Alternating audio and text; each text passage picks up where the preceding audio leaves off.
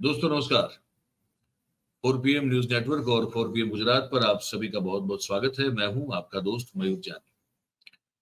दोस्तों हम सब जानते हैं कल शाम के वक्त जो है कि घोषणा हुई कि एक संसद का विशेष सत्र जो है वो 18 सितंबर से लेके 22 सितंबर के बीच उसको बुलाया जाएगा। और उसमें बताया जा रहा है कि कुछ 5 जो पिछले इस मानसून सत्र में जो बिल रखे गए थे लेकिन जो पास नहीं हुए थे उसको भी करवाया जाएगा। और साथ में वन नेशन वन इलेक्शन की जो बात है वो वाला बिल भी जो है चर्चा में लाया जा सकता है। ये एक बात चल रही है। बहुत सारे कयास लगाए जा रहे हैं कि तो वो जो बात जो कब से कही जा रही है क्या वो सच होने वाली है कि भाई सरकार को जो है कैबिनेट को भंग कर दिया जाएगा और दिसंबर में जो है चुनाव जो है वो देश में 5 राज्यों में जो हो रहे हैं उसके साथ साथ लोकसभा के भी चुनाव करवा दिए जाएंगे। इस पर बहुत बड़ी अब जो है कल शाम से लगातार चर्चाएं चल रही है। ऐसे में हमारे जो बहुत ही वरिष्ठ पत्रकार हैं श्रवण गर्ग साहब, उस श्रवण गर्ग साहब का एक लिखा हुआ आलेख जो है वो उन्होंने मुझे भेजा था तो मेरे ध्यान पे वो आया। मुझे लगा उस पर बात करनी चाहिए। गर्ग साहब बहुत ही वरिष्ठ और अनुभवी और बहुत ही ज्ञानी हम सबके गुरु समान पत्रकार हैं। और वो जो लिखा है उन्होंने आलेख में वो मुझे बहुत ही वो बिटवीन द लाइन जो पढ़ लेते हैं वो वाला मुझे लगा। मैंने कहा उस पर आज बात करनी है। ये चर्चा जो हो रही है कि अब लोकसभा भंग कर दी जाएगी, कैबिनेट भंग कर दी जाएगी और दिसंबर में चुनाव जो है वो ला दिया जाएगा। पर उसके पीछे की जो एक और बात है वो बड़ी महत्वपूर्ण बात है। वो मैं आपको बताने जा रहा हूं जो गर्ग साहब ने अपने आलेख में लिखी हुई है। तो मैं वो शुरू करूं उससे पहले आप सबसे एक छोटी सी गुजारिश है कि आप अभी से इस वीडियो की लिंक को आप जितना हो सके उतना आगे अगर फॉरवर्ड कर दे, शेयर कर दे। तो ये जो जानकारी मैं देने जा रहा हूँ ये बहुत महत्वपूर्ण जानकारी है। ये जो आकलन किया है गर्ग साहब ने पूरा वो एक बड़ा बड़ा ही महत्वपूर्ण है। इसको लेकर सोचना समझना बहुत जरूरी है। ऐसी बात उन्होंने लिखी हुई है। तो अभी से जो है इसका लिंक हो सके उतना शेयर कर दीजिए। बस ये छोटी सी आपसे गुजारिश रहती है मेरी, आज अभी भी है। तो गर्ग साहब लिखते हैं अपने आलेख में कि मेरे बिल्कुल सामने खुला हुआ ये वो लिखते हैं कि किसने कह दिया मोदी हार जाएंगे और सत्ता छोड़ देंगे। यहां से ये उन्होंने हेडिंग दी है, टाइटल दिया है इसका, है ना। एक गर्ग साहब का आलेख है ये। और फिर उन्होंने कहा है कि ये आलेख जो है उन्होंने 1.5 माह पूर्व 14 जुलाई 2023 को लिखा था और संपादित अंशों के साथ जो है पुनः वो जारी कर रहे हैं। और संसद का 5 दिन का जो है 5 दिवसीय विशेष सत्र महत्वपूर्ण घोषणाओं के लिए 18 सितंबर से 22 सितंबर तक आयोजित किया जा रहा है। चर्चा है कि संशोधित महिला आरक्षण विधेयक इसी विशेष सत्र में प्रस्तुत किया जा सकता है। अब यह समझना बहुत जरूरी है। चर्चा वो तो हो ही रही है लेकिन चर्चा ये भी है कि संशोधित महिला आरक्षण विधेयक वो भी इसी विशेष सत्र में प्रस्तुत किया जा सकता है। संसद का यह सत्र देश के जीवन में बड़ी उथल पुथल मचाने वाला साबित हो सकता है। अब ये जो आलेख उन्होंने जो है थोड़ा एडिट करके फिर से उसको जो है एक हमारे सब के लिए जो प्रस्तुत किया है वो मैं आपको बताना चाह रहा हूँ। गर्ग साहब कह रहे हैं कि बहस बंद कर देना चाहिए कि लोकसभा की 543 सीटों के लिए होने वाले चुनाव में अगर भाजपा को बहुमत प्राप्त नहीं होता है तो मोदी सत्ता से बाहर हो जाएंगे और विपक्ष की सरकार दिल्ली में काबिज हो जाएगी। जनता को विपक्ष से उसके पीएम चेहरे का नाम पता पूछना हाल फिलहाल के लिए बंद कर देना चाहिए। गर्ग साहब आगे क्या बता रहे हैं हम सबको कि मोदी सत्ता नहीं छोड़ेंगे के सिलसिले में जनता को 2-4 घटनाक्रमों पर बारीक से बहस प्रारंभ कर देना चाहिए। इसको फिर से समझ लीजिए। तो ये भी जो एक लॉजिक और टॉपिक चल रहा है कि मोदी सत्ता नहीं छोड़ेंगे, उस सिलसिले में जनता को 2-4 घटनाक्रमों पर बारीकी से बहस का प्रारंभ कर देना चाहिए। अब पहली कौन सी है? प्रथम बात तो महत्वाकांक्षी सेंट्रल विस्टा परियोजना के दूसरे कामों को रोककर सबसे पहले नया संसद भवन तैयार करवाने के पीछे कोई तो जबरदस्त कारण रहा होगा, ये गर्ग साहब ने तर्क रखा है। वो क्या था? दूसरे, यह कि देश का ध्यान इतनी चतुराई से उसके साथ पवित्र सेंगोल अथवा जिसको राजदंड कहा जाता है उस विवाद में जोत दिया गया, इसके पीछे कारण क्या था? और किसी ने पूछा ही नहीं कि नए संसद भवन में लोकसभा में बैठने के लिए सीटों की संख्या 543 से बढ़ाकर 888 और राज्यसभा में 245 से बढ़ाकर 384 करने के पीछे का कारण क्या है, मंतव्य क्या है? आप समझ रहे हैं?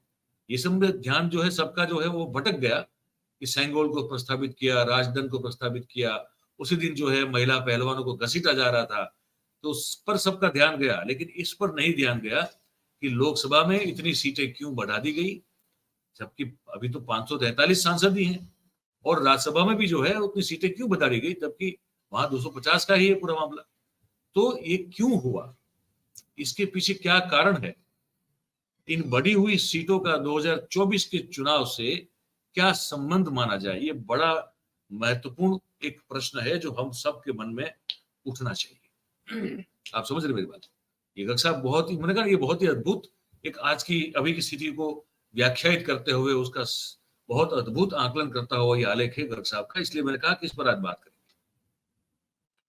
आगे लिख रहे हैं गर्ग साहब की जो गतिविधियां इस समय मौन रूप से चल रही है उन पर गौर किया जाए तो विधानसभा चुनाव में लगातार हो रही पराजयों के बीच भारतीय जनता पार्टी का अचानक से प्रेम जो है वो देश की महिलाओं की लोकसभा में आरक्षण प्रदान करने के प्रति जाग उठा है।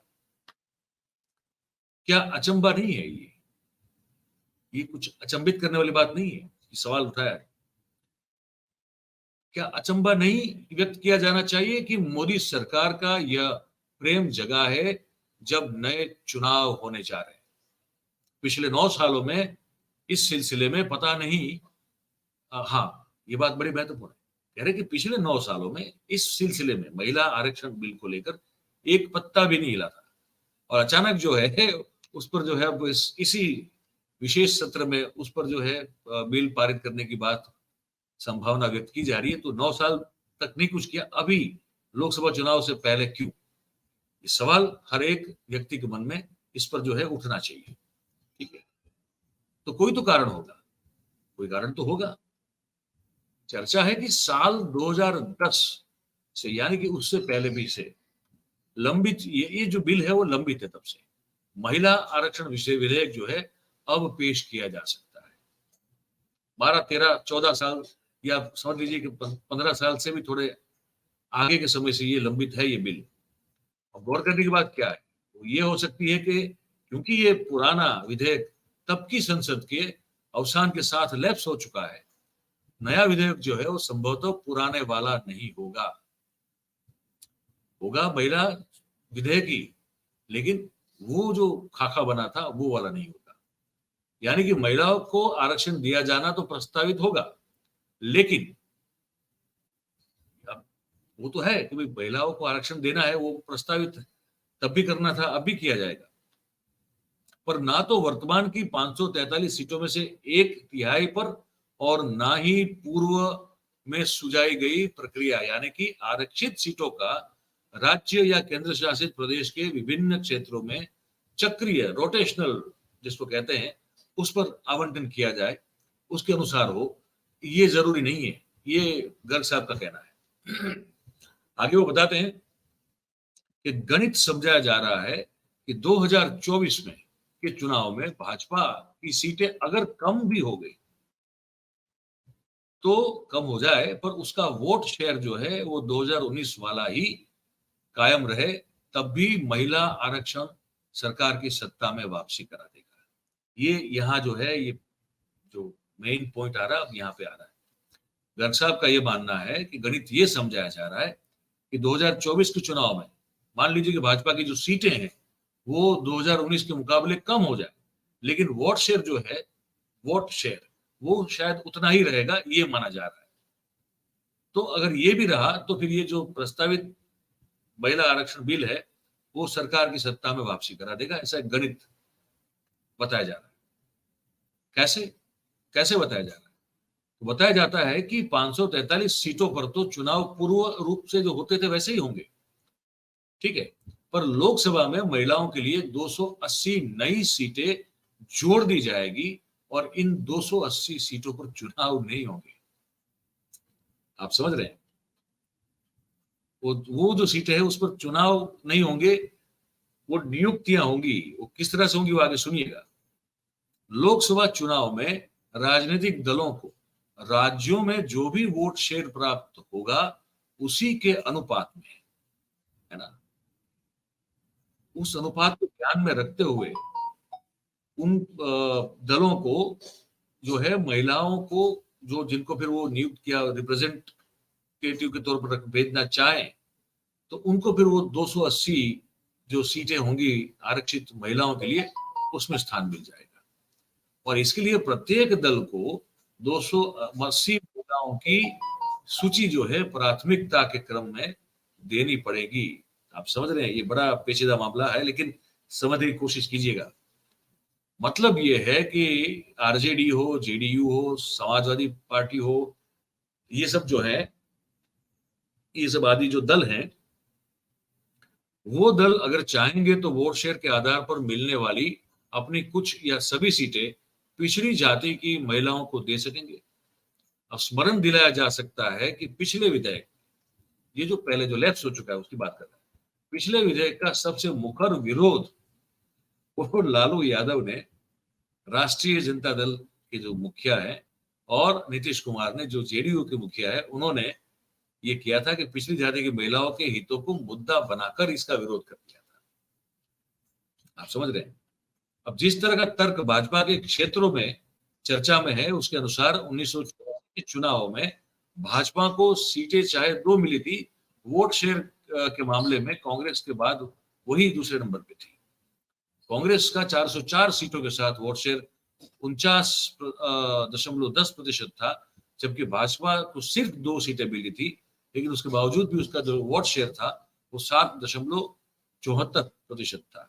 मतलब कि भाजपा तब 96 सीटों पर पार्टी, अच्छा, और हाँ, फिर वो जब 96 सीटों पर पहुंची तब की बात अगर करें तो वो दूसरे क्रम पर हो रही थी वहां पे उस समय, ठीक है। अब इनमें से 84 पर भाजपा ने 1989 में जीत प्राप्त कर ली। तर्क ये है कि आनुपातिक प्रतिनिधित्व के आधार पर महिला आरक्षण अगर होता है तो भाजपा की सीटें कहीं ज्यादा होगी, ये तर्क दिया जा रहा है। और ये गैस बोतल में 200 रुपए की जो छूट है उसको आप समझिए। अगर ये बात गर्ग साहब की जो है उसको, उस तर्क को हम बहुत मजबूत मान के चलें, क्योंकि तो मुझे चलने का मन हो रहा है, मतलब ये है कि महिलाओं का तुष्टिकरण होगा अभी आगे। और आप समझ रहे हैं, ये भी एक समझने जैसी बात है। अब जो तर्क भाजपा की खुशहाली के संदर्भ में दिया जा रहा है वही कांग्रेस को खुश करने के लिए भी बांटा जा रहा है। समझाया जा रहा है कि 2019 के लोकसभा चुनाव में भाजपा को 37.35% वोट शेयर पर 303 सीटें मिली थी, जबकि 19.49% वोट शेयर प्राप्त कर दूसरे क्रम पर रहने वाले के बावजूद भी कांग्रेस को सिर्फ 52 सीट्स जो है वो प्राप्त हुई थी। अगर आनुपातिक प्रतिनिधित्व के साथ महिला आरक्षण होता है तो कांग्रेस की सीटें भी बढ़ जाती है और उससे विपक्ष का नेता बनने का हक मिल जाता है। ये भी एक तर्क जो है वो तीर की तरह फेंका जा रहा है, समझिए। और उपसंहार में जो है गर्ग साहब ये कहना चाहते हैं कि भाजपा मानकर चलने लगी है कि 2024 में उनकी जो सीटें हैं वो काफी कम होने वाली है, पर उसे यकीन है कि उसका वोट शेयर जैसे कर्नाटक में जो है यथावत रहा, वैसे ही इस लोकसभा आने वाले लोकसभा चुनाव में भी वो पूर्ववत यथावत ही रहेगा और महिला आरक्षण के जरिए लंबे समय के लिए उनकी सरकार में वापसी हो सकती है। ये तर्क बहुत समझने जैसा है, ये संभावना को बहुत खंगालने जैसा है। आप इस पर सोचिएगा। और देखा यही जा रहा है कि महिला आरक्षण विधेयक अब किस शक्ल में पेश किया जाएगा, और ये देखना बाकी है। कृषि कानून विधेयक का स्मरण कीजिए। अमित शाह की चेतावनी और जांच एजेंसियों की क्षमता का ध्यान कीजिए, और अंत में मन की बात सुनिए कि सत्ता में वापसी के लिए मोदी क्या क्या कर सकते हैं। क्या विपक्षी पार्टियां सरकार के विधेयक का समर्थन करेगी? नहीं करेगी तो देश की राजनीति की जो परिस्थिति है वो क्या बनेगी? और ये सोचकर ये भी देखिए कि लाडली बहनों की उपस्थिति से उज्जवल 823 संसद जो सदस्यीय नई लोकसभा होगी वो कैसी नजर आने वाली है। ये है आकलन। ये मुझे बहुत ही तर्क संगत और मुझे बड़ा ही सटीक लग रहा है। अब ये इसमें भारतीय जनता पार्टी फिर से सत्ता में बैठ पाएगी, नहीं बैठ पाएगी, कांग्रेस सत्ता में आएगी, नहीं आएगी, कौन जीतेगा, कौन हारेगा, कौन सरकार बनाएगा, वो एक फिर वो अलग बात है। लेकिन ये बात जो है, इस महिला सुरक्षा विधेयक को लेकर जो एक पूरा एक जिसे कहते हैं ना, इसको खोल के रख दिया पूरे विषय को, और उसकी क्या असर हो सकती है, क्या प्रभाव उसका हो सकता है, वो चीजों को जो अभी हमने आपको बताया, जो गर्ग साहब ने अपने आलेख में लिखा हुआ है, वो बड़ा महत्वपूर्ण है।